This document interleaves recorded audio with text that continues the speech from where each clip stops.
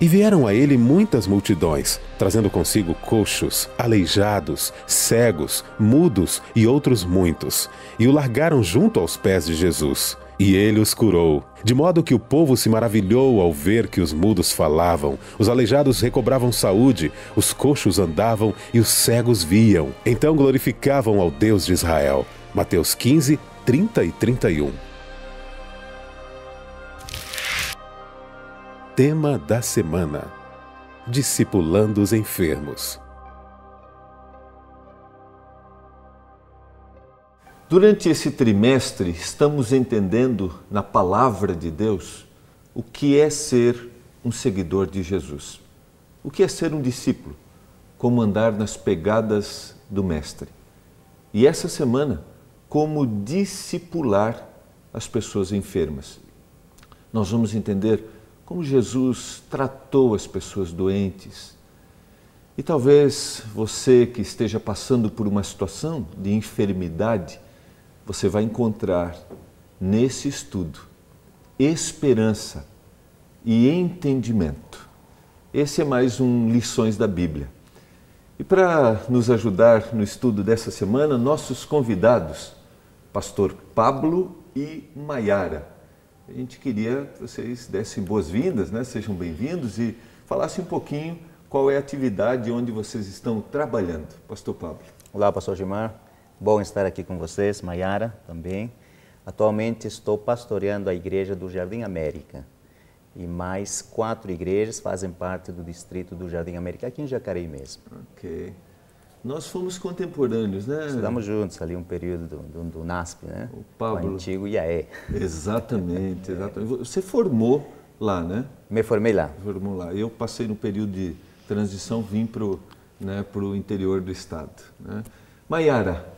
Olá, Pastor Gilmar, olá, Pastor Pablo. É uma grande alegria poder estar com vocês aqui para juntos, né, estudarmos a Palavra de Deus.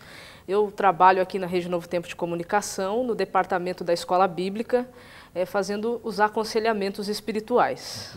Então você é uma das pessoas que faz parte da equipe. Quando alguém liga para cá, quer conhecer mais da Bíblia, tem alguma dúvida, você também responde as dúvidas? Sim, também respondo as dúvidas teológicas e damos também aconselhamentos. Que beleza, que bom. Então, se você, em algum momento, né, ligar, precisar de um aconselhamento, tiver alguma dúvida, uma das pessoas que vai atender você é a Maiara. Sim, com grande prazer. Que bom. Nós vamos, nesse momento, clamar a presença de Deus, lucidez do Espírito Santo, para que entendamos e que esse assunto faça diferença na nossa vida. Vamos orar a Deus. Querido Pai, é hora de abrirmos a Bíblia, é hora de entendermos os Teus propósitos para a nossa vida. Especificamente entendendo a cura, a enfermidade, como o Senhor Jesus tratou e como o Senhor se importa com aqueles que estão doentes hoje. Que o Senhor nos dê a lucidez, que se destitua a pessoa e o Espírito trabalhe na nossa mente. Amém. Nós clamamos por isso, em nome de Jesus. Amém. Amém. Amém.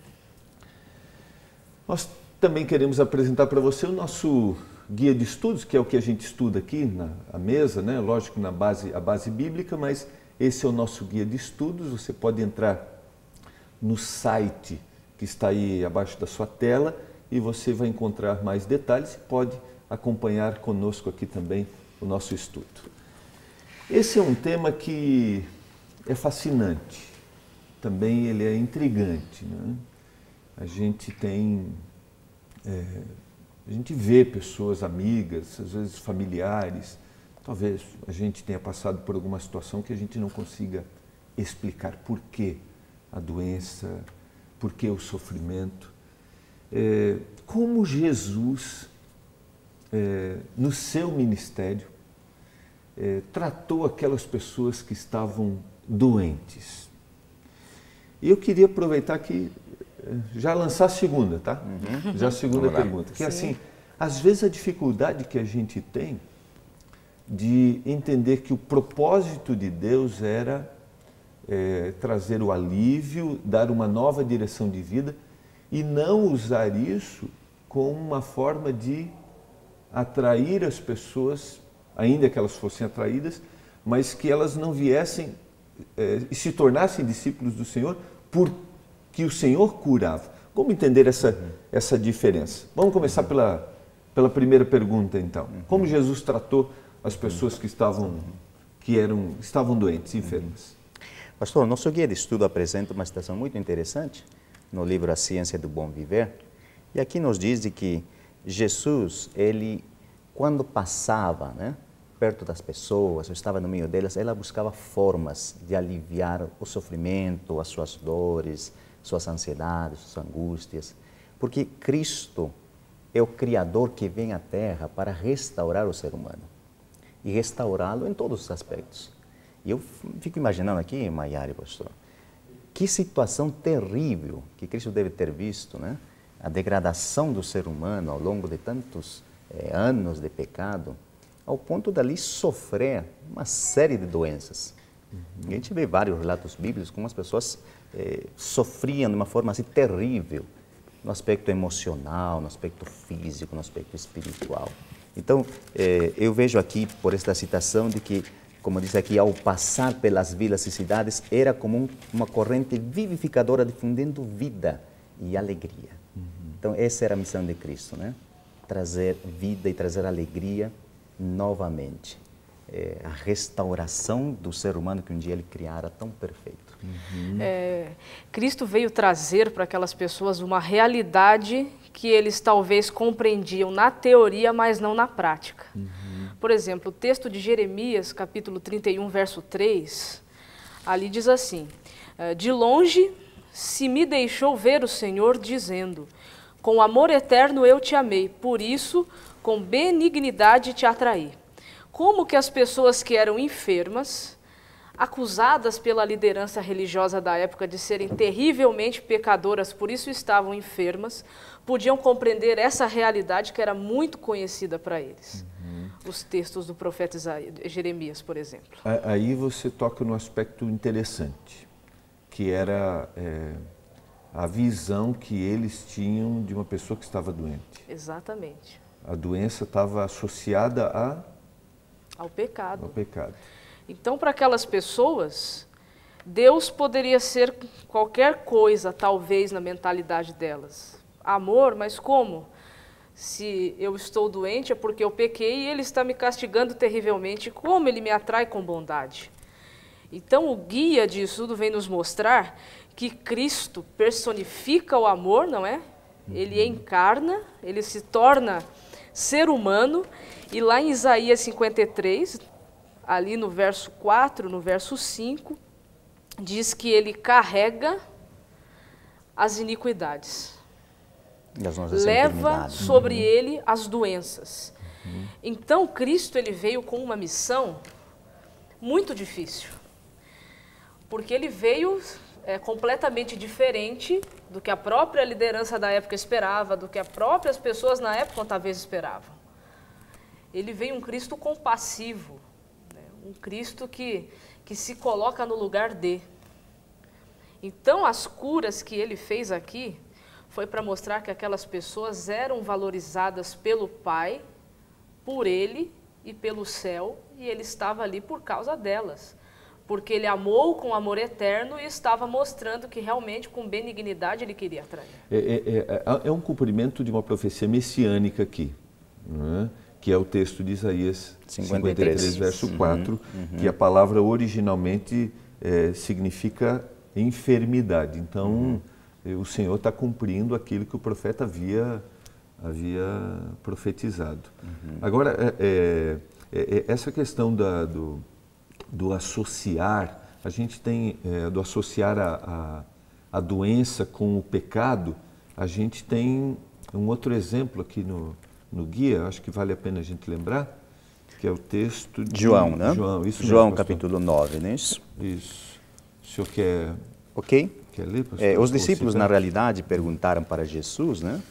Capítulo 9 de João, e viram um cego de nascença e disseram, mestre, quem pecou? Este ou os pais dele para que ele nascesse cego?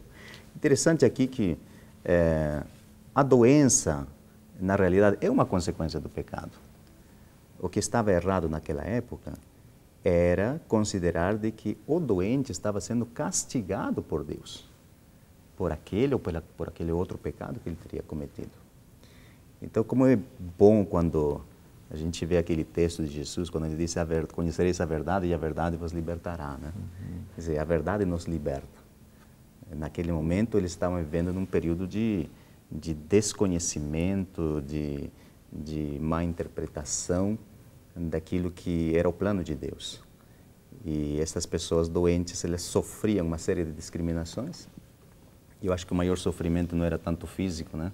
Provavelmente seria até o estado emocional, que ficava totalmente abalado. Imagina ser rejeitado e relegado para uma posição assim de um pecador miserável sendo castigado por Deus. Mas Cristo responde e diz assim, nem ele pecou, nem os pais dele, mas ele está assim para que se manifestem as obras de Deus. Quer dizer, havia uma obra a realizar. E Jesus faz essa obra de restauração, né? De cura. Por isso que o texto da inspiração, através da senhora Ellen White, também diz que Cristo curou mais do que ele pregou, do que ele ensinou, né? Então, veio libertar mesmo aqueles que estavam cativos e presos, né? Tanto no desconhecimento como na forma física mesmo. Essa era uma necessidade da época, talvez não, né? É claro que era uma necessidade e havia um propósito, por isso um número tão grande de curas, por isso um ministério, uma ênfase tão forte na cura, né? Isso nos ajuda a entender a sua segunda pergunta, como não correr o risco, né, de se tornar um discípulo de Cristo só por causa... A motivação. A motivação seria isso. Quando aquela pessoa era curada, ela era curada de tal forma que aquela pessoa, ela glorificava tanto a Deus, tanto a Deus, tanto a Deus, que ela não tinha outra motivação na vida dela a não ser servir a Deus, mas não por aquilo que ele fez apenas, mas por aquilo que ele foi na vida dela, por aquilo que ele se tornou para ela. Porque para aquela pessoa, Deus talvez seria um Deus muito distante. Porque já que eu sou um pecador e estou sofrendo castigo pelo pecado, Deus está longe de mim. E ela também, ela não ficava da mesma forma, falando no aspecto espiritual. Havia uma mudança de rumo, uma mudança de vida. Por isso, quando a cura ela é verdadeira, ela não restaura apenas a parte que estava enferma. Ela restaura o ser humano como um todo, pelo fato de o ser humano ser holístico, ser integral, ser um todo. Então, quando a cura ela move todo o seu ser, você não vai por interesse, você vai porque você não encontra outro caminho para ir. Esse é o único caminho, é com ele que eu quero ficar. É com Jesus que eu quero seguir. Aí eu queria colocar dois aspectos para a gente pensar aqui um pouquinho, né?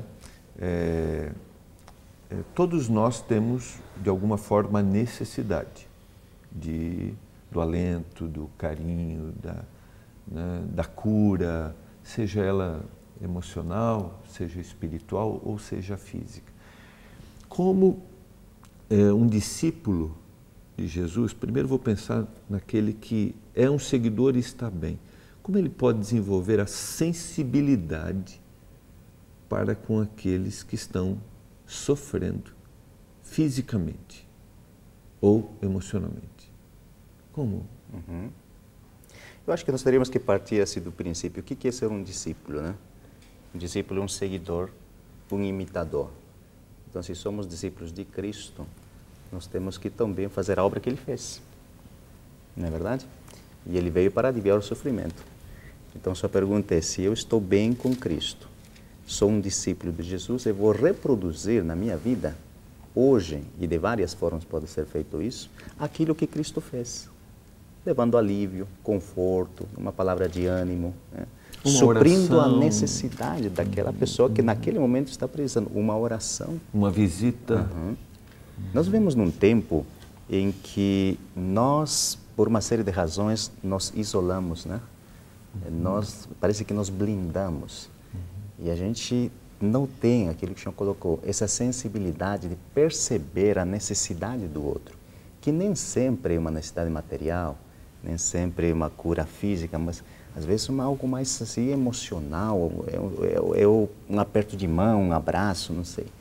Então eu creio que nós podemos reproduzir aquilo que Cristo fez hoje de várias formas.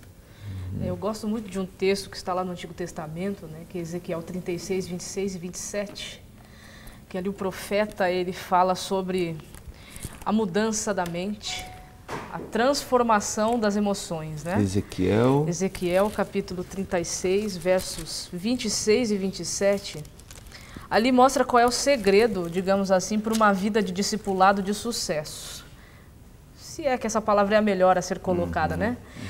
Mas ali em Ezequiel, o profeta diz o seguinte, né? 36, 26 e 27, ele fala bem assim: Dar-vos-ei coração novo, e porei dentro de vós espírito novo. Tirarei de vós o coração de pedra, e vos darei coração de carne. Porei dentro de vós o meu espírito, e farei que andeis nos meus estatutos, guardeis os meus juízos e os observeis. Então, para nós termos a sensibilidade que o Senhor Jesus tinha, isso só vai ser possível se nós estivermos dispostos a mudar o nosso duro coração, porque o nosso coração ele é duro por natureza. Quanto mais notícias ruins nós assistimos pela televisão, mais insensíveis nós vamos ficando para as mazelas que estão acontecendo com as pessoas, quer sejam de perto ou quer sejam de longe. Então aqui, Ezequiel vem dizer que nós precisamos ter um coração novo, uma mente nova, né? E isso só é possível mediante uma entrega diária a Deus. Então, a Bíblia diz lá nos Evangelhos, principalmente em Lucas, que Cristo era cheio do Espírito Santo, que Cristo era guiado pelo Espírito Santo, que Cristo não ia ou vinha se o Espírito Santo não mandasse. Então, se nós quisermos ser iguais a Jesus, discípulos de Jesus, temos que seguir o mesmo passo. Nós precisamos ser cheios do Espírito Santo. E Lucas ainda diz, vocês têm falta do Espírito. Então, para aqueles que têm falta do Espírito, peça. Porque Deus não vai negar o Espírito Santo para aquele que pedir. E aí o Espírito Santo vai me dar sensibilidade para eu me colocar no lugar de outra pessoa. Porque é muito difícil se colocar no lugar de alguém. Verdade. A sua dor não é tão grande assim. A minha dor é maior que a sua. A gente às vezes diz assim, eu entendo o que você está passando, mas a gente não entende, né? Essa é uma expressão lógica que a gente usa como a forma de expressar empatia, mas né, a gente não entende bem o que essa pessoa está passando. Né? Que o Espírito Santo nos dê sensibilidade para percebermos as necessidades que as pessoas têm, principalmente aquelas que estão doentes. Nós vamos para o intervalo, nós já voltamos e na volta já vou colocar aqui, será que a gente é afetado espiritualmente se não estivermos bem fisicamente? Qual é a responsabilidade que a gente tem de estar bem fisicamente? Podemos voltar tratando esse assunto? A gente volta já.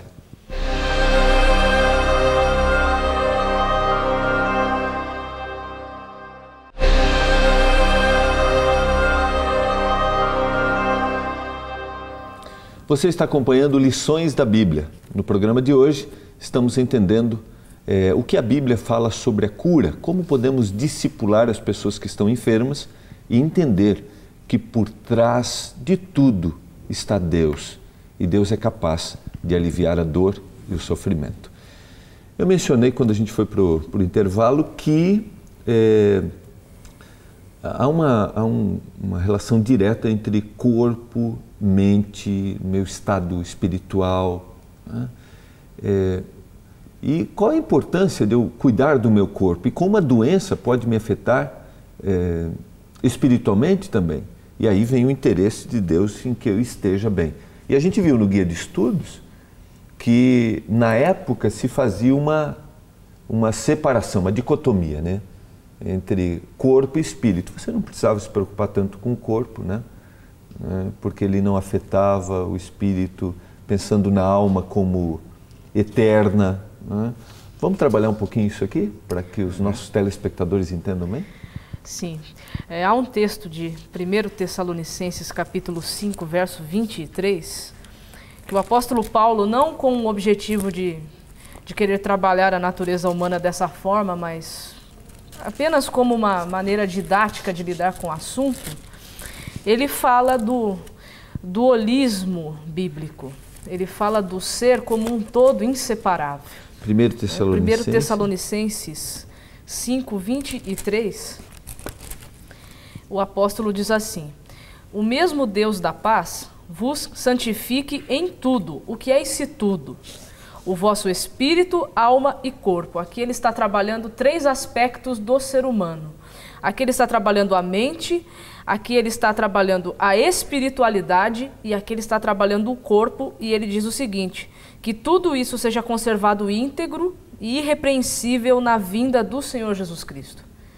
Então, não há como o ser humano estar bem físico e espiritualmente, mas não emocionalmente. Ou estar mal fisicamente e muito bem espiritualmente e emocionalmente. Não há como, porque o ser humano, ele é um todo, inseparável. Aqui é uma pessoa. Ele é uma pessoa. Né? Ele tem aqui os seus aspectos da sua natureza, mas tudo isso forma o ser humano. Eu acho que a gente pode abrir só uma janelinha aqui, porque é interessante para o telespectador. E com a morte, não há uma separação, essa alma não se torna imortal, ou seja, o estado do homem. Até porque a alma na Bíblia refere-se à pessoa, okay, né? Pessoa viva. Que a Mayara está colocando aqui que saúde, então, é o equilíbrio das 3 partes, não é isso? Exatamente. Mente, corpo e a parte espiritual. Inclusive, dentro da própria área de saúde, né, eu cheguei a fazer um curso técnico de enfermagem, o que eles consideram saúde dentro dos termos: sensação de bem-estar físico, mental e espiritual. Então mostra que todos esses aspectos do ser, para que haja saúde, tem que estar bem. Ok, então só queria fechar, porque o estado do homem na morte, ele está dormindo, né, e um dia ele vai acordar para ter a vida eterna ou a condenação eterna. Né? Então só porque vem essa pergunta, até porque se separava isso, né, na época, né?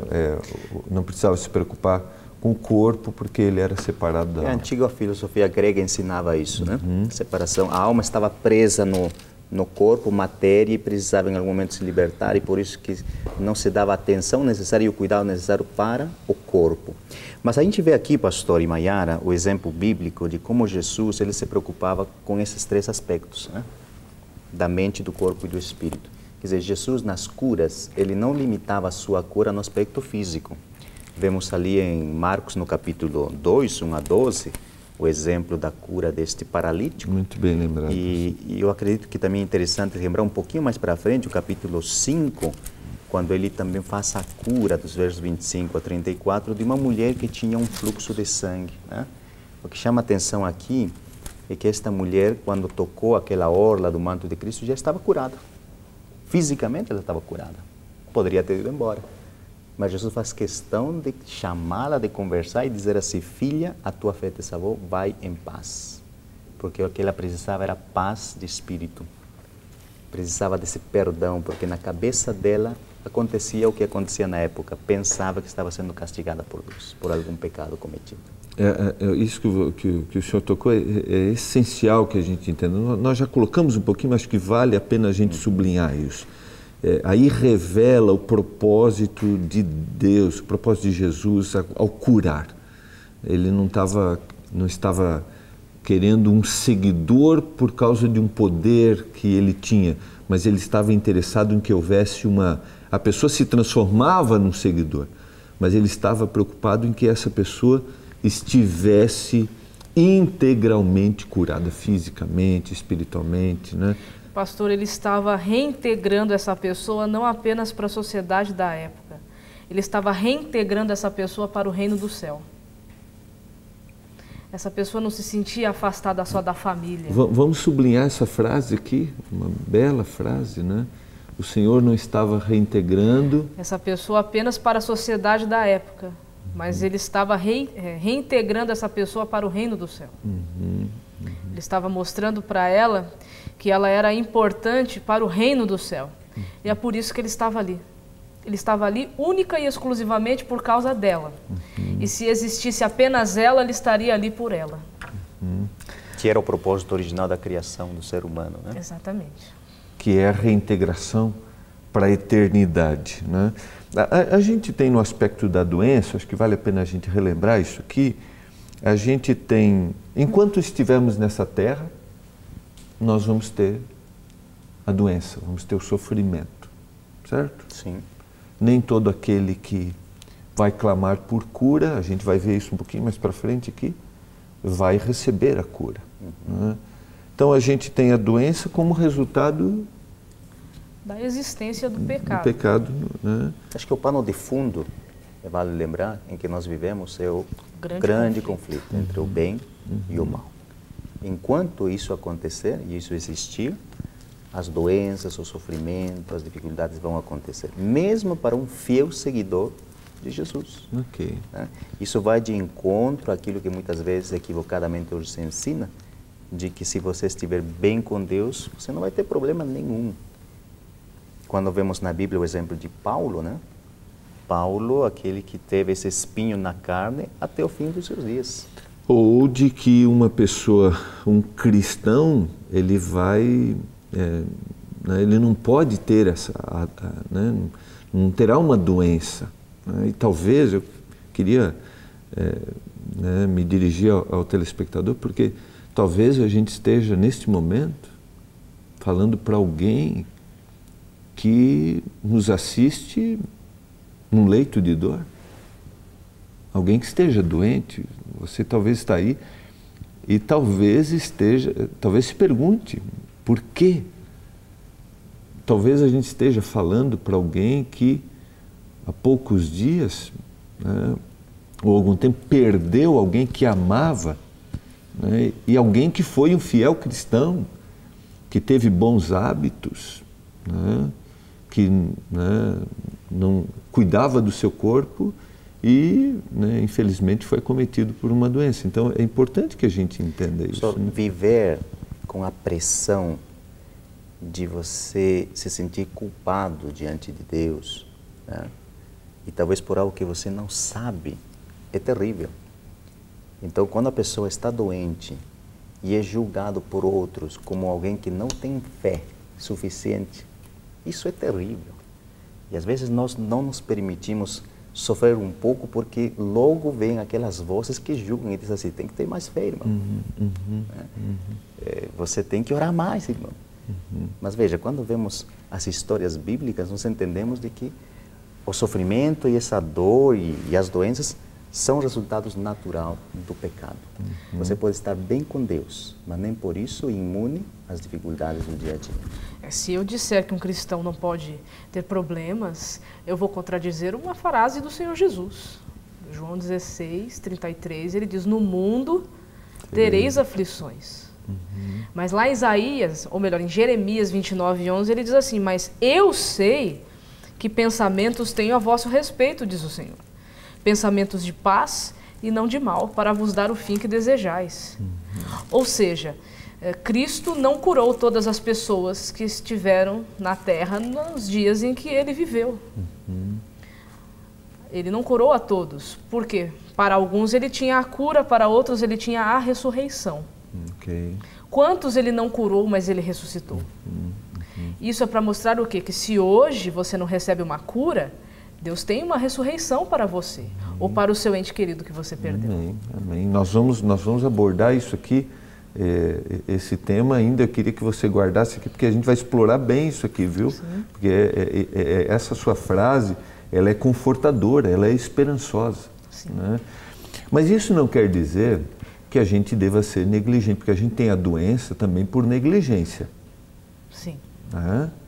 Então, eu creio que vale a pena a gente colocar esse aspecto. Nós temos uma responsabilidade de cuidarmos do nosso corpo. Né? E todo discípulo, ele é alguém que cuida do seu corpo. Né? Ele se abstém de determinados alimentos. Né? Ele é temperante ao comer. Né?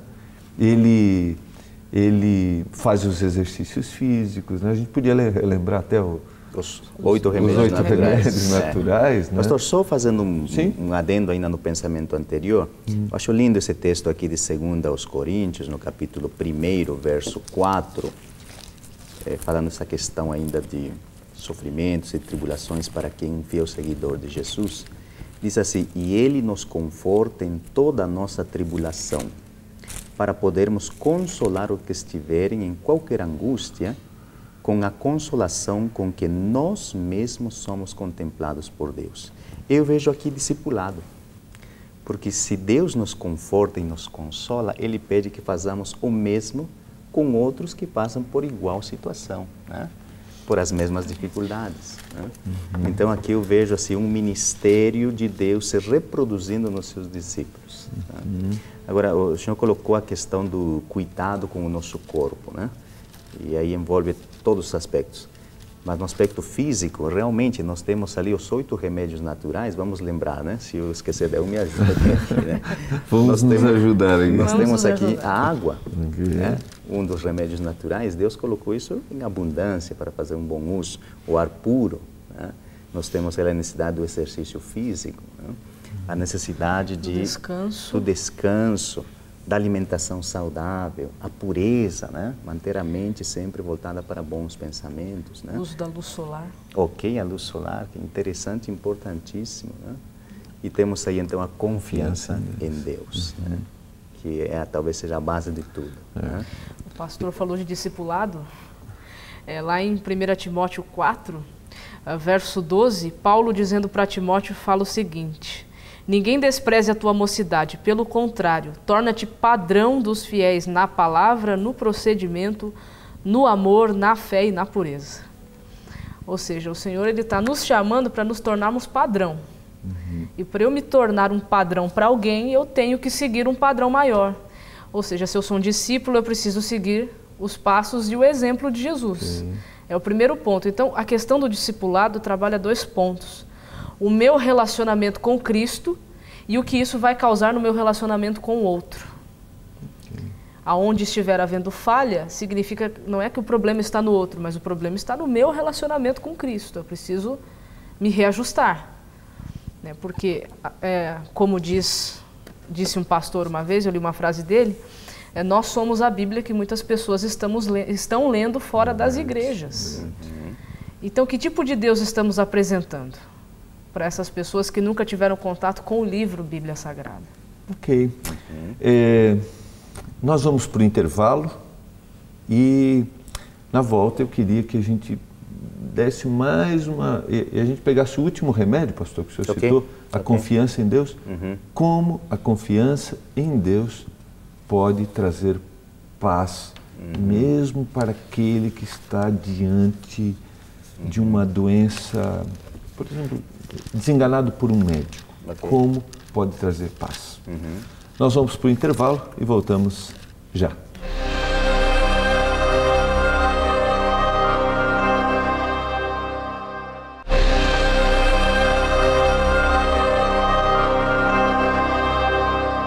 Esse é o Lições da Bíblia. Estamos entendendo o que a Bíblia fala sobre a cura e como nós, como cristãos, podemos entender o sofrimento, ter esperança e também podemos discipular, podemos ensinar os caminhos para aqueles que estão enfermos, termos a sensibilidade espiritual.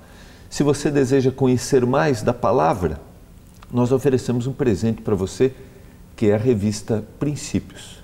Você pode entrar no nosso blog, fazer o seu cadastro e você receberá gratuitamente na sua casa a revista Princípios. É um presente para você que acompanha o Lições da Bíblia. Como alguém que está diante da dor, né, está desenganado, pode, dentro dos 8 remédios que nós apresentamos, né, a confiança em Deus, como ele pode encontrar paz? Pastor, Filipenses capítulo 4, verso 7, um texto muito interessante, quando Paulo diz assim: e a paz de Deus, que excede todo entendimento, guardará o vosso coração e a vossa mente em Cristo Jesus. ele coloca isto como um resultado de uma atitude, de uma ação humana diante de Deus. Nos versos anteriores diz, não andeis ansiosos por coisa alguma. Em tudo, porém, sejam conhecidas diante de Deus as vossas petições pela oração e pela súplica com ações de graças. Né? E somado a isso, podemos citar outros, quando ele diz também em tudo dai graças e por diante. Então, qual é o efeito da confiança em Deus numa situação tão complicada como um leito, né, de um hospital e etc. Primeiro, eu creio que nós temos que aceitar a vontade soberana de Deus. Porque muitas vezes a vontade de Deus, para aquele momento, não é a cura. Não é a cura física. Agora, esta confiança em Deus nos garante a certeza de que, estando nas mãos de Deus e dentro do plano de Deus, mesmo que não seja os meus e não atenda aos meus desejos, estamos no melhor lugar. E aí então essa paz que realmente foge a toda compreensão, porque não se entende como é que alguém que pode estar sofrendo está em paz, né? Isso vai tomar conta do coração e da mente. Lógico, naturalmente nós sempre desejamos e queremos mais tempo de vida. Queremos mais. Sim, isso é bem natural. A saúde. Porque a gente não foi feito para morrer, né? Nós fomos feitos para viver. Né? Mas isso que o Senhor está colocando, entender a soberania divina, né? Que é um ato de fé, na verdade, né? Porque fé não é que aconteça aquilo que nós pedimos. Fé é a disposição que temos de submeter à vontade de Deus, mesmo que seja totalmente o contrário daquilo que eu espero e gostaria. Nós já citamos aqui, mas que vale a pena a gente relembrar aqui, que às vezes não dá para entender, você ora por alguém, esse alguém recebe a cura. Né? E às vezes você ora por alguém e esse alguém não recebe a cura. Né? Talvez é importante isso, porque a cura não acontece pela sua oração. A cura não depende de você, elemento humano, a cura depende de Deus. Nós somos um instrumento. Exatamente, ainda que eu interceda, Tiago diz, né? Exatamente. Se está alguém doente, chame. Porque aí eu acho que você tocou no aspecto importante, senão eu me torno o agente, o mérito vem para... Né? O mérito vem para mim, o mérito vem para a minha igreja, né? Para a minha comunidade, então... E eu uso, de alguma forma, eu posso usar isso até como uma propaganda, né? E nem todos que estiverem ali serão, né, receberão a cura, porque a cura não virá através né, do poder humano de uma igreja aqui ou de uma igreja ali. Eu tenho a responsabilidade de interceder. Certamente. Certo? A Bíblia... Né, mas eu não chamo isso para mim ou para minha congregação. Lá em Mateus capítulo 7, verso 15 e 16, a Bíblia diz que pelo fruto você conhece a pessoa. Será que eu hoje teria condições espirituais de receber do Espírito Santo o dom de cura? E ao curar uma pessoa, eu levaria essa pessoa para Cristo? Ou para si? Ou para mim? Sim. Interessante é que quando Cristo curava, claro que as pessoas o agradeciam, mas... O evangelista deixa muito claro que eles glorificavam a Deus, muito, glorificavam muito a Deus. Então nós temos que tomar cuidado, porque o inimigo das nossas almas, ele é muito astuto. E infelizmente ele imita a conduta de Cristo nessa terra, até mesmo com algumas curas miraculosas. Mas se nós observarmos bem observado, essas curas não vão estar conduzindo as pessoas para o Mestre e nem para uma mudança no seu estilo de vida. E até que ponto essa cura vai valer a pena se ela na minha vida não vai me modificar em nada e eu vou continuar sendo a mesma pessoa? E ela veio verdadeiramente do Senhor. Né? Porque a gente pode... estar sendo, de alguma forma, iludido, se a gente não está conhecendo exatamente quem está intercedendo por mim, qual é o propósito dessa intercessão, verdadeiramente. Né? Se nós pudermos colocar assim, a Bíblia diz que todas as coisas cooperam para o bem daqueles que amam a Deus. Eu posso levar em consideração que até mesmo uma doença pode cooperar para o meu bem, se eu assim o permitir. Qual é o grande propósito de Deus para as nossas vidas? É que nós desenvolvamos confiança nele. E essa confiança, ela pode ser trabalhada de várias formas, de vários aspectos. Como o pastor citou, esse é um ato de fé. É um ato de fé. É um ato de fé estar em paz, mesmo diante da doença. E a gente já viu isso, né, pastor? Sim. Nós já fomos levar consolo para alguém em alguma visita pastoral, né? E talvez você já tenha até aconselhado alguém, né? E essa pessoa, né? Até nos... O processo é o contrário, né? Saímos confortados. Confortados. Né? Mas eu até gostaria de ressaltar que essa fé, ela não é uma fé cega. Porque ela nos oferece evidência suficiente que nós podemos confiar. Tem um texto bíblico, que é o de Hebreus 2:18, que esse texto nos mostra que a fé não é cega. Ela tem evidências sólidas para que ela exista. Existe a convicção. Por quê? Pois naquilo que ele mesmo sofreu, tendo sido tentado, é poderoso para socorrer os que são tentados. Ou seja, eu tenho evidência suficiente em Cristo de que eu posso crer, mesmo no momento da angústia, mesmo no momento da adversidade, e o Espírito Santo coloca no meu coração o fruto da paz que excede todo o entendimento. Quer dizer, Cristo é a maior evidência porque ele existiu. Exatamente. Ele é o objeto da nossa fé. Né? É nele que depositamos a fé. Eu queria me dirigir mais uma vez ao telespectador, sabe? Porque talvez você nos assiste neste momento e esteja precisando da paz que excede a todo entendimento, que é sobrenatural. Que a palavra leve esperança para você. Que tudo pode se transformar numa grande bênção na sua vida. Eu sempre digo assim, a gente olha o que está aqui, a gente não sabe o que está por trás das cortinas. E um dia, diz a música de um amigo, né? O Nadson Portugal, gosto muito, ele canta, ele diz assim, o céu vai revelar. Um dia nós vamos entender por que a dor, por que o sofrimento, e o céu vai revelar quais eram, na realidade, os propósitos que o Senhor tinha para aquele momento, e que nós tenhamos essa sensibilidade. Sim. Aqui vale a pena a gente resgatar um tema que a Maiara citou, que é a questão da ressurreição, porque a cura pode não vir, mas Deus tem um propósito maior, e o nosso guia de estudos apresentou 3 histórias, que é a filha de Jairo, o filho da viúva de Naim e a ressurreição de Lázaro. Vamos apresentar isso aqui para o nosso telespectador, a bendita esperança na ressurreição daqueles que creram no Senhor. Nós vemos num tempo em que existe aquele ditado, né? Enquanto a vida, a esperança, né?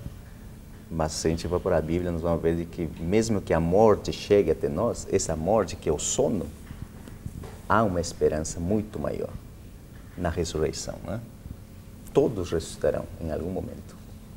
Alguns na primeira ressurreição para a vida eterna, outros na segunda ressurreição para a condenação. Mas aqui o que o texto está dizendo é exatamente, Jesus muitas vezes permitiu que a consequência do pecado chegasse até seus finalmente, que é a morte, para ele dizer e demonstrar de que ele venceu a própria morte, né? Lázaro aconteceu isso. Ele poderia ter ido, né? Poderia ter evitado isso, né?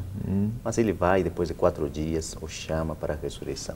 Quer dizer, é a prova maior e um conforto tão grande que se nós não formos curados fisicamente e a morte for o nosso destino, nós vamos ser ressuscitados, né? Quer dizer, a vida que está nele pode ser nos otorgada novamente, né? Você sabe que o texto do filho da viúva, ele é, para mim, assim, né? Ele me chama muita atenção, porque ela já havia feito aquele caminho uma vez. Ela, em algum momento, tinha feito o caminho de levar o seu esposo, né? Então, ela fazia, né? Só quem passa por isso sabe a dor, né? Sim. Né, de levar agora um filho, né? Então, e a sensibilidade do Senhor em mostrar para ela, em revelar a grande esperança, porque a bendita esperança da ressurreição que um dia, né, eles acreditavam e que um dia definitivamente acontecerá, não para morrer outra vez, né, mas para viver eternamente, porque esses dormiram de novo, né, mas um dia definitivamente para a eternidade. Sabe, pastor, a palavra de Deus é um remédio, né? Tem um texto de Ellen White que ela fala o seguinte sobre a Bíblia, é muito lindo. Ela diz que a Bíblia é uma folha da árvore da vida. E ao comê-la, ao recebê-la em nossa mente, nos tornamos mais fortes para fazer a vontade de Deus. Por que eu digo isso e concordo com o que ela escreveu? Porque lá em 1 Coríntios 15, 19, o apóstolo Paulo mostra uma realidade que se as pessoas aderissem para si, não sofreriam tanto com a perda na morte. Porque o apóstolo Paulo diz assim lá em 1 Coríntios 15, 19, se a nossa esperança em Cristo se limita apenas a esta vida, somos os mais infelizes de todos os homens.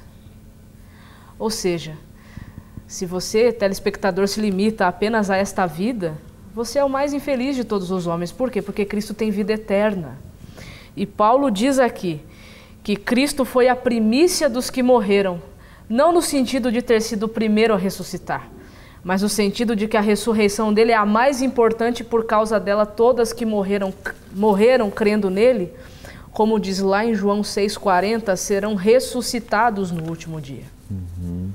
O que adianta, pastor Gilmar, pastor Pablo, Deus me dar uma cura agora para que me aconteça algo pior depois e eu sofra muito mais? Muito melhor é descansar no Senhor e estar guardado como uma estrela de sua coroa, uma joia de sua coroa, e ser ressuscitado incorruptível naquele grande dia. Então a cura pode não vir do jeito que eu quero, mas uma certeza eu tenho, ela vai vir do jeito que Deus quer. Amém. Amém. E ela vem para restaurar como um todo. Se não for nesta vida, será no porvir, que não está tão longe assim. Isso nos enche de esperança para encontrarmos os queridos que agora dormem. Vamos para os momentos finais aqui. O Senhor deixou um legado para a igreja primitiva, e a gente vê inúmeros relatos, a gente viu no nosso guia de estudos, que assombra, né? Esse texto é impressionante, né? Eles levavam as pessoas, né? E na sombra do discípulo, essas pessoas eram curadas. A igreja primitiva cumpriu esse legado. Que legado fica para aquele que é um discípulo de Jesus hoje? Como, de alguma forma, nós podemos levar isso para as pessoas enfermas, aqueles que não conhecem? Sabe, pastor, que a reforma de saúde hoje é um grande legado que Deus nos deixou. E de acordo com estudos mais aprofundados de Apocalipse 14, você descobre que ela, digamos assim, ela é o braço direito daquele terceiro anjo que voa sobre o céu. Você diz a reforma de saúde, então a mudança da vida, o todo da vida. Exatamente, a mudança no estilo de vida, a mudança na forma de se alimentar, a mudança na forma de pensar. Ou seja, essa reforma de saúde que existe para nós fazermos hoje na nossa vida vai curar muitas pessoas, como há relatos de que muitas pessoas já foram curadas.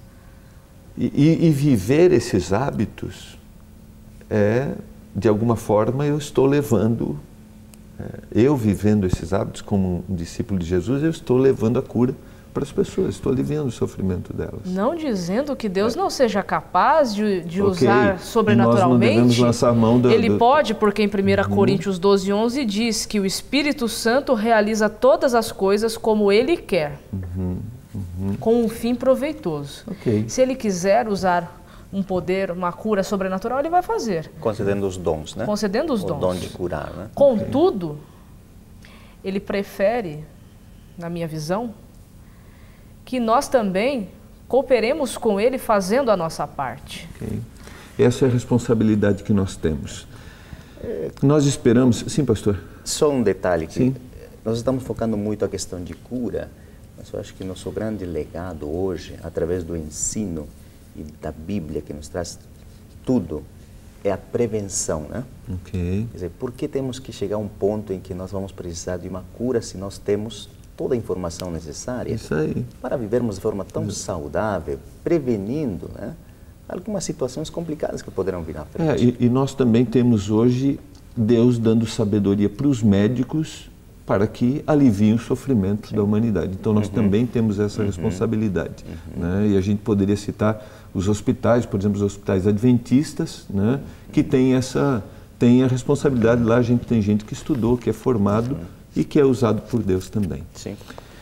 Nós esperamos que esse estudo tenha levado a você conforto, esperança, lucidez, para que você tenha uma vida melhor, para que você viva melhor.